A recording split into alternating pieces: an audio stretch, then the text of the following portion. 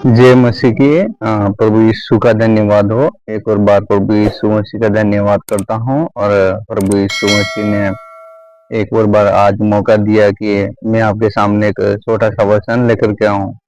और वचन जो है मतलब हमारी हेडिंग जो होगी, अपनी देह को कैसे वंश में रखें, है ना, अपने वंश में कैसे रखें देह को, तो ये हमारा होगा। और कई बार हम लोग पढ़ते भी हैं और पास्टर भी कई बार हम लोगों को समझाते हैं और पास्टर भी कई बार, है ना, समझने में असमर्थ रह जाते हैं। लेकिन अ, हम फिर भी इसे सीखेंगे, है ना। मैं भी बहुत बड़ा आदमी नहीं हूँ कि मैं आप लोगों को सिखाऊं, लेकिन प्रभु यीशु मसीह का धन्यवाद हो कि हम कोई तो बात करें।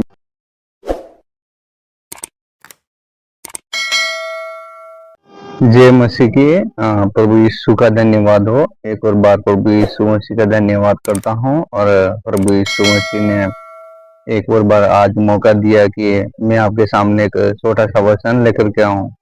और वचन जो है मतलब हमारी हेडिंग जो होगी, अपनी देह को कैसे वंश में रखें, है ना, अपने वंश में कैसे रखें देह को, तो ये हमारा होगा। और कई बार हम लोग पढ़ते भी हैं और पास्टर भी कई बार हम लोगों को समझाते हैं और पास्टर भी कई बार, है ना, समझने में असमर्थ रह जाते हैं। लेकिन अ, हम फिर भी इसे सीखेंगे, है ना। मैं भी बहुत बड़ा आदमी नहीं हूँ कि मैं आप लोगों को सिखाऊं, लेकिन प्रभु यीशु मसीह का धन्यवाद हो कि हम कोई तो बात करें मिल करके। तो पहला कुरिन्थियों उसका 9 अध्याय और 27 वचन अगर हम देखते हैं तो इस प्रकार से लिखा है। यहाँ पर आप लोग भी मेरे साथ में निकाल सकते हैं, पढ़ सकते हैं। लिखा है, परंतु मैं अपने देह को मारता कूटता और वश में लाता हूँ, ऐसा न हो कि औरों को प्रसाद करके मैं आप ही किसी रीति से निकम्मा ठहरूं। हालेलुया। तो पौलुस अपने आप के लिए मतलब बोल रहा है कि मैं अपने देह को कूटता हूँ, मारता हूँ और वश में लाता हूँ, है ना।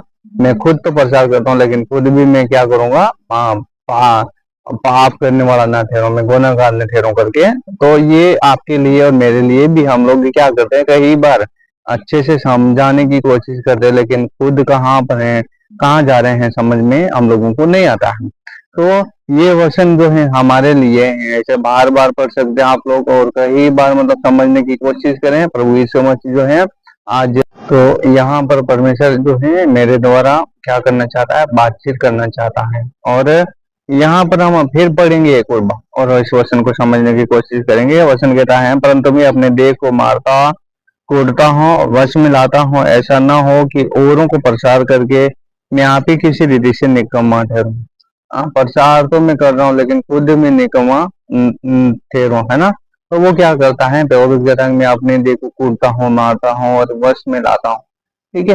तो हमें अपने आप को भी समझने की जरूरत है कि हम कहाँ पर कौन सी जगह पे हैं। ठीक है। क्या हम सच में दूसरों को तो प्रसार कर रहे हैं, लेकिन क्या मेरा जीवन अच्छा है, तो ये हमें समझने की, सोचने का विचार है। ठीक है। और साथ ही साथ हम देखेंगे रोमियो की किताब, हम कई बार इसे भी पढ़े हैं, लेकिन एक बार हम फिर से देखेंगे रोमियो की किताब, उसका 8 अध्याय और 11 और 12 वचन देखते हैं। तो यहाँ पर लिखा है 8 अध्याय 11 12 वचन, 12 और 13 वचन, है ना, 11 12 ने, सॉरी, 12 और 13 वचन लिखेंगे। तो यहाँ पे इसलिए हे भाइयों, हम शरीर के कर्जदार नहीं हैं कि शरीर के अनुसार दिन काटें, क्योंकि यदि हम शरीर के अनुसार दिन काटेंगे तो आ, आ, काटोगे तो क्या होगा, मरोगे।